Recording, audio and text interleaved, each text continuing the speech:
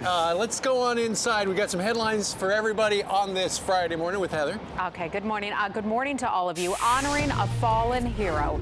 Take a look at this video, a massive show of respect as thousands of police officers line the streets for their brother in blue who was killed in the line of duty. Take a look at that, and that is in a small town on Long Island.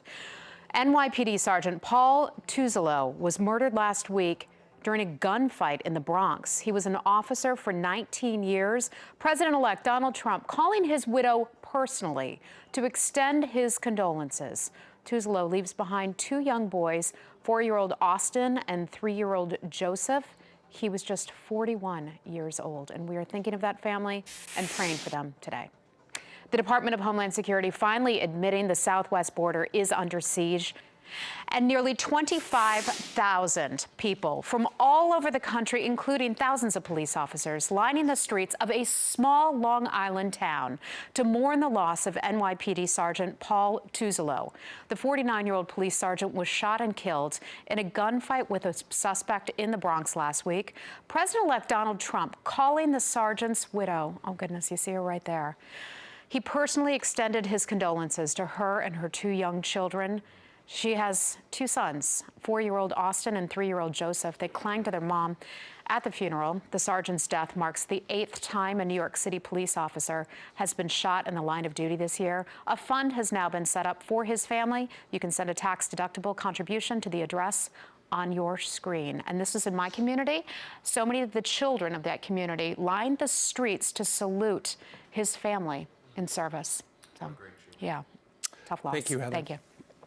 He's the man behind powerful movies like Lone Survivor, Deepwater Horizon, Friday Night Lights, but now Justin Timberlake was killed by cops in a shootout back in 1982. And now this, the U.S. Navy SEAL who gave his life in a massive terror takedown, now identified as Chief Petty Officer Ryan Owens. The 36-year-old was killed as he and SEAL Team 6 stormed an al-Qaeda headquarters in Yemen on Sunday, killing 14 operatives. Our prayers and condolences now being offered to loved ones in his native Peoria, Illinois. Owens was currently stationed in Virginia Beach. He has been serving since 1998. Just hours from now, the UN Security Council is holding an emergency meeting over Iran's ballistic missile test. The U.S. calling on the UN's most powerful agent, who's described as being, quote, really good at deporting people. And the U.S. Navy SEAL, who gave his life in that massive terror takedown in Yemen, has now been identified as Chief Petty Officer Ryan Owens. He was killed as members of SEAL Team 6, upon which he served on, stormed an al-Qaeda headquarters in that country. They killed 14 operatives. He was from Peoria, Illinois. He enlisted in the Navy back in 1998. He was rewarded with several two Bronze Stars, actually.